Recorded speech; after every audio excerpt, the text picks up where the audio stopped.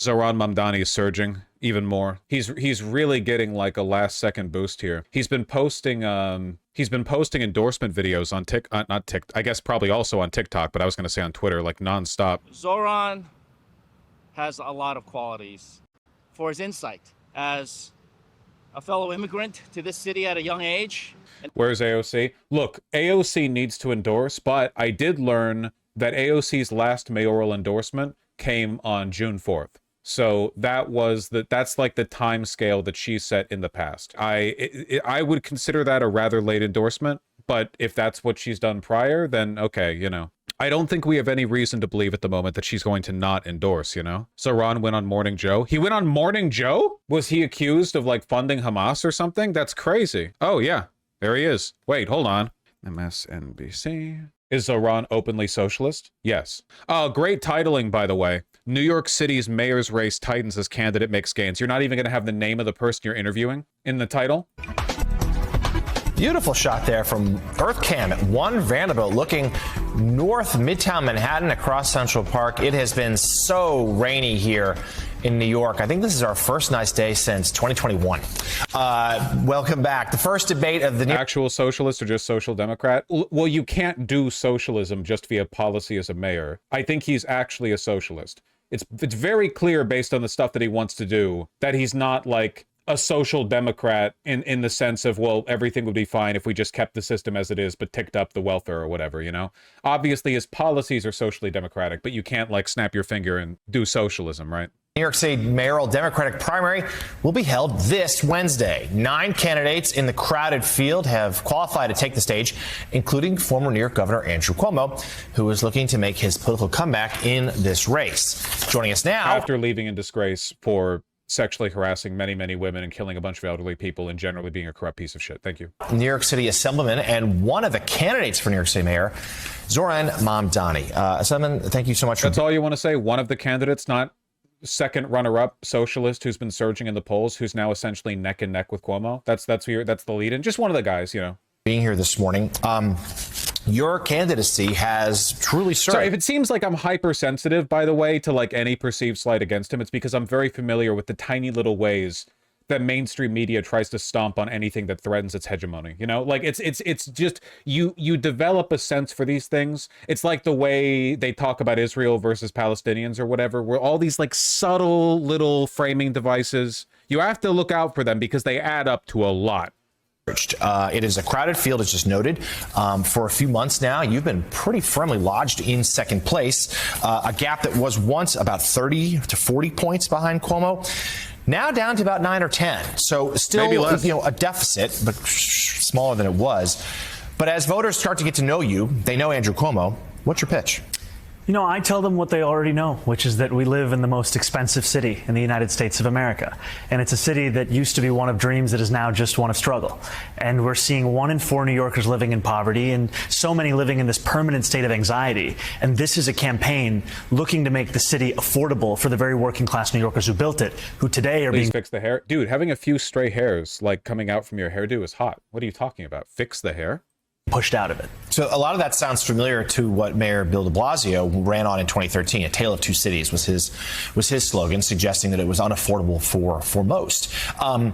What makes you think, what are your concrete plans that are going to be successful when perhaps some of your predecessors were not? Well, de Blasio was better than fucking Cuomo. I mean, sorry, I should say, if you compare mayoral and governmental record, I guess if you took what Cuomo represented as governor and made him mayor, like, you know, I'd certainly take Bill de Blasio over Cuomo. But yeah. You know, we've sketched it out because what New Yorkers deserve is a plan that actually speaks to the crisis in their lives. And affordability is the #1 crisis. So we're going to freeze the rent for more than 2 million New Yorkers who live in rent-stabilized housing. We're going to make the slowest buses in the nation fast and free. And we're going to deliver universal child care to each and every New Yorker, whether their child is 6 weeks or 5 years of age. Because today, child care is the #2 reason people are leaving our city. And it makes sense. It costs $25,000 a year to raise a kid here, which is more money than it would cost to send that same kid to CUNY 18 years later. To the Working Families Party, which has certainly credentials. If Iran wins, how big of a target will the Trump admin put in his back? The biggest black pill possible, the biggest one you could imagine, would be if Trump like wages war against New York City over this, because he, Trump, like it would be a big spectacle, right? If Zohran Mamdani won, and then Trump is like, oh, well, we don't want no socialist running an American city, and Trump attacks them, and the Democrats don't back Zohran up. That would be the biggest black pill, essentially, if they just left him out to rot as like a de facto third party New York City mayor, Yeah, not to mention what the NYPD is going to do to him. On the left released its ranked endorsements of candidates. You were atop that just the other day, and it is ranked choice voting for this coming primary. But what do you say though to Democrats who look at what we saw in November with Vice President Harris losing, and a lot of the post-game analysis, if you will, was the party had moved too far to the left, that it was actually time to come back to the center a little bit, to connect to a lot of those working class blue collar voters who have broken for Trump in recent cycles. That seems to be what Governor Cuomo is saying. What do you say to people who say, well... Yeah, man, Cuomo is definitely standing up for the blue-collar working class family. That's true. It's very demonstrable in his AI-written policy booklet. That's true. I like the guy, but he's not right for this moment. He's too lefty. Well, remember how I said, by the way, that there was going to be a push from some Democratic operatives to frame themselves as the real, like, Bernie Sanders down-to-earth working class guys, and all you have to do to get that is to abandon those highfalutin lefty progressive ideals? Remember how I said they did the exact opposite against Bernie in 2016, where they were like, how is Medicare for all going to fix racism? Identity politics, identity politics, identity politics. And now they're going to cynically go the other direction. They're going to say, well, actually, all that id poll crap you people are pulling is what lost us the election. We need to go back to our roots of being pro-working class. How do we do that? I don't know, we'll give cops higher salaries or something. By blue collar, Cuomo means the blue collar of a police uniform. I think we as politicians need to lecture less and listen more. And when we saw New York have the greatest swing towards Trump in the entire nation, 11.5 points, we saw that it took place in the hearts of immigrant New York. And so I went there to Fordham Road in the Bronx, Hillside Avenue in Queens. I asked those voters, why did they vote for him? And they told me they remembered having more money in their pocket 4 years ago. I asked them what would it would take to bring them back to the Democratic Party. They said a relentless focus on an economic agenda. And when I told them my plan to freeze the rent, make buses fast and free, deliver universal child care, they said that they would vote for me. And I think ultimately that's what we need, is a recognition that for too long our party has moved away from working class voters. It's time we actually bring them back, and it's time we do so with an agenda that is not only urgent but possible. It's just a question of political will. So let's turn to public safety now. Any New York City mayor, that's a top priority. Giuliani, Bloomberg, de Blasio, the like. Mayor Adams ran on that first centrally 4 years ago. What is your relationship? What is your plan for policing, including there are some who suggest that, you're perhaps not supportive enough of the police department? I've been very... Always necessary, by the way. Love that framing, suggesting that the police aren't just a tool of the government to enforce the law, but rather a separate political block that must be appeased, much like how the Medici family has to simultaneously balance the interests of the mercantile merchant lords along with the clergy.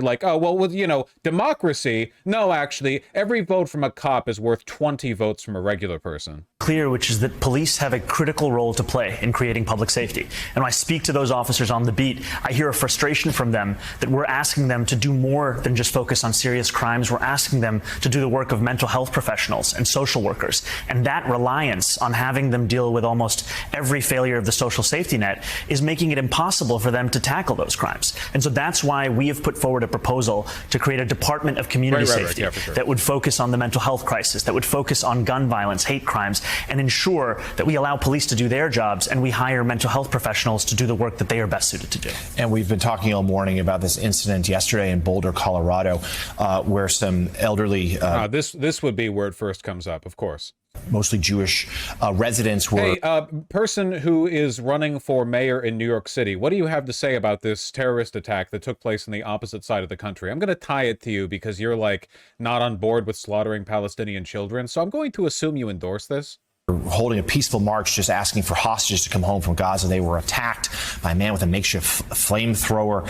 It is just the latest in a rise of anti-Semitic violent incidents across the country. New York City, of course, home to by far the largest Jewish population in the United States. What is your message to those voters, to Jewish residents of New York City who feel for their safety? Why should they trust you at the helm? You know, I hear them, and I hear that fear when I speak to Jewish. Bet you Cuomo's not going to get this question, by the way. Not that Cuomo ever does interviews or whatever, because he's just coasting on his name recognition, but I bet you he's not getting this question. New Yorkers across the city. Anyone asking Cuomo, why should women working for the New York City mayor's office trust you after all of those sexual harassment accusations? No one's asking him that, even though it's the most obvious question in the world. That's not even a joke. You have any idea how corrupt our media is that no one's bringing that up? The people who condemned him when he was governor aren't bringing it up, talking about him as a mayoral candidate. And ultimately, Jewish New Yorkers deserve to be protected. They deserve to be safe. And as the next mayor of the city, that's what I will do. Isn't he under investigation? He's under investigation by the DOJ because if Cuomo wins, the Trump administration wants to blackmail him with that investigation the same way they did for Adams. That's the only reason why. It has nothing to do with like his actual like Cuomo has essentially signaled to the Trump administration that he's willing to be an agent for them, and Trump has agreed. Trump's literally spoken positively of Cuomo.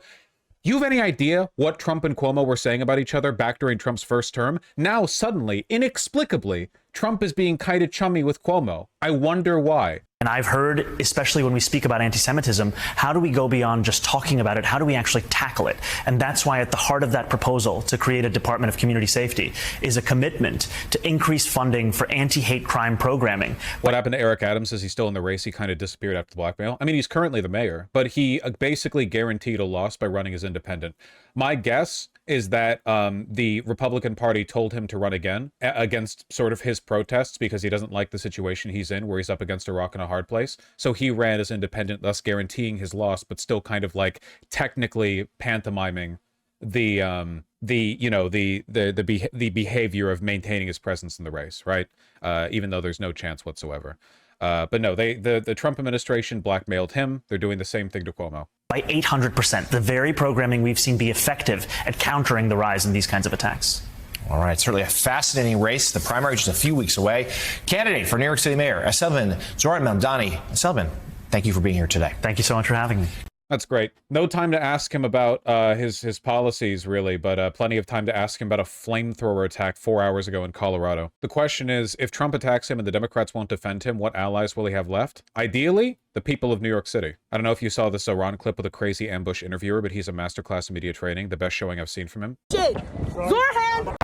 Thank you. Zorhan, don't do this shit! Zorhan!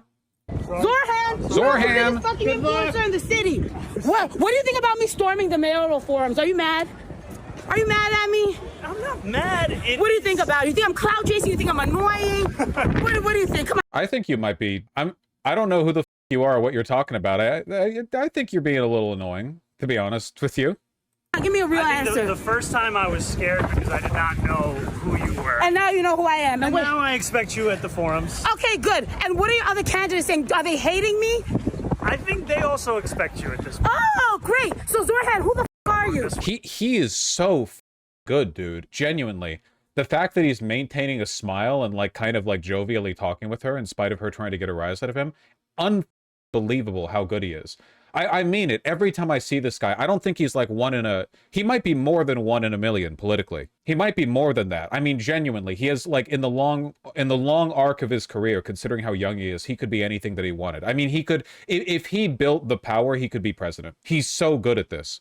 Who the are you? Who the because you just came out of nowhere and I'm like, who is this guy? Who the are you? So I'm a state assembly member. Okay. I represent Long Island State. Okay. I was elected in 2020, took office in 2021. Okay. And I haven't seen this kind of charisma since Obama. The difference with Obama, apart from the fact that policy-wise he sucks compared to Zoran, the difference is that I always got this feeling whenever you see him interact casually with normal people that he feels contemptuous towards them. He has this like Harvard law jock like contempt for people lesser than him that he masks very well, but I think you can see it. Not always, but especially when he's interacting in like unprompted conversations, he very, very clearly thinks he's better than the people he's talking to, which, to be fair, he probably is smarter than most people he talks to, but it does read a little bit. Maybe Zoran feels that way, but it does not read that way, you know? I also don't know how many people really saw that in Obama, in my opinion. I don't think this is interaction with a normal person. This person recording is some weirdo TikTok girl who went on Piers Morgan dressed in a diaper. I'll put it this way. If Obama was a city councilman responding to this lady, I don't think that he would be laughing along with her. I think he would do this, all right, well, it was nice talking to you. Now I really need to get going, and do like a bit of a smile wave kind of thing. I think this is the kind of situation that he would like look to avoid. You know what I mean? Right now, I am running on a platform to make New York City more affordable. Okay, Jordan, what are you gonna do for black people? What are you gonna do for the What we're seeing... black trannies, people like me, annoying in their underwear? What are you gonna do? Look, every single person in this city deserves to afford to call this city their home. And what we've seen in a crisis of inequality, where 1 in 4 New Yorkers are in poverty, where 500,000 children are going to bed hungry, is that there's a disproportionate impact on black New Yorkers. From 2010 to 2019, we saw nearly 20% decline in the population of black children and teenagers, and that's because of how expensive we made this city. We are losing the fabric of... Lock the in, man. Jesus Christ. He didn't even flinch. What we love about this city. And we need to make sure that for black New Yorkers who want to raise their kids here, this is the most affordable and easiest place to do so, because right now, that's not the case. Okay, Jordan, would you f me? No. Are you married? Yes. Who are you married to? A white woman, Latina, Arab? She's Arab. And what are you? Are you Arab, Indian? What are you? You look ambiguous. You look weird. You look weird. What are you? I'm an Indian, Ugandan, New Yorker. Okay, so you're African American.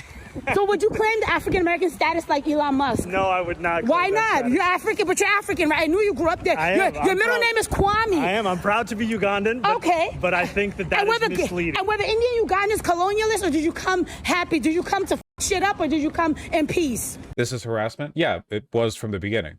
We came in peace. And I know your father's a professor. My father's a professor. My family came from Gujarat to Uganda about 200 years ago. So the caste system, what are you? Like Brahmin? Are you like under, are you like dude, she's got knowledge. Okay, she came prepared. Oh shit. What was that green text like when you meet a professional racist who learns more about other cultures so they can be more racist? The guy who was like be me, black, at frat party, guy makes jokes about my skin, makes clicking noises at me. I say, I bet you don't even know where the I'm from, white boy, and the white guy looks me up and down and says, yeah, you're Eritrean. He's right. Untouchable, what are you? You look a little light-skinned. I'm somewhere in the middle. Okay, so you're a piece of shit. And where are you educated? Where are you from? Do you have a B? Like, why should we, tell us, why the should we vote for you? Because when I saw you, I'm like, this dude. Look, I appreciate that. That's how many New Yorkers feel about politicians in general, because they've been left behind. And I see you're raising money. You raised $8 million. You told everybody stop. Don't send us more money. How about me? How can I be like you? Because I think when I saw you running, I was like, I should be running. Because who the are you? Well, we're going to almost the same number of forums, so you kind of are running. Exactly. You're like, who the are you? Where are you going? Dude, he's so good. Okay. Sorry. Just a phenomenal testament to his ability to keep cool in situations like this, you know? A generational talent. I'm very, very excited. This is, and I'm not kidding, if he builds like a political movement, he could be like the next guy the FBI kills through COINTELPRO. They got Fred Hampton, probably got MLK, Malcolm X, they took him out via former members of the party. But, you know, I'm just saying, like, that's it's like the CIA badge of journalism, which is shaped like a 9mm bullet, or badge of excellence in journalism. You know, like, you know that you're a real civil rights leader when the FBI sicks their agents on you. J. Edgar Hoover would have already gotten this guy. That is true. If Hoover was still on the beat and the FBI wasn't slacking, if it wasn't for those dang Doge cuts, we used to be a real country. She tried to get an interview with Cuomo. I'm guessing he didn't engage. Cuomo! Rape me, Cuomo! Come on, sexually harass me, Cuomo! Come on, Cuomo! Sexually harass me, Cuomo! Come on, Cuomo! Come on, put it in my pussy. What the fuck is wrong with you, dude? Stay out of property. Cuomo!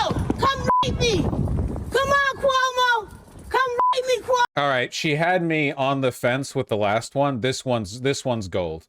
This is more journalistic integrity from her than anyone who's interviewed Cuomo thus far. Cuomo, Monica Lewinsky, put the cigar in my pussy. Put the cigar in my pussy, Cuomo. Cuomo, put the cigar in my pussy, Cuomo. Come on, Cuomo, put the cigar in my pussy. Put it in my pussy, Cuomo. Okay, we got him. Yo, what the is wrong with that? No kidding, right? Come on, Cuomo! Sexually harassed!